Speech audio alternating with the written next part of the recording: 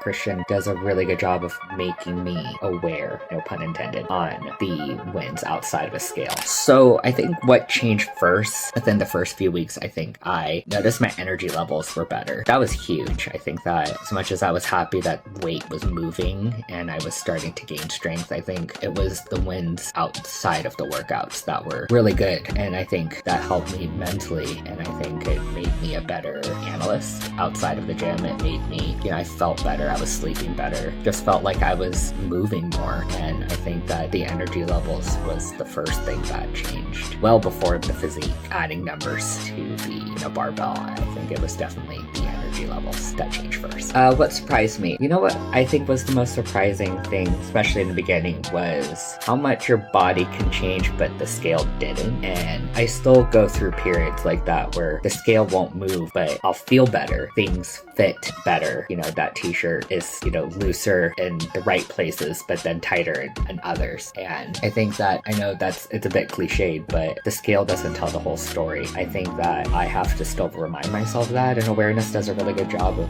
Christian does a really good job of making me aware, no pun intended, on the wins outside of a scale. I think the other thing that surprised me was, how much going to the gym, whether or not that was, 30 minutes to an hour or even 2 hours, how much that helps my life outside of the gym and how I felt better. I had more focus, I had more drive. It helped create a structure that I think helped the rest of the aspects of my life. The other thing I think that was surprising, I never expected to be a bodybuilder. I did not go in for vain reasons. I wanted to go on a health journey for, physical health and mental health, but I never thought I was going to end up, walking on stage. That was a huge win, being able to know that I could do that mentally, physically, where I want to do it again. And I think that was probably the biggest surprise. When if you had told my old self, hey, you're going to be walking on stage one day, I would have never believed you. I think I would have thought you were crazy. I think I'm still surprised by it. I'm still enjoying that journey. I think overall,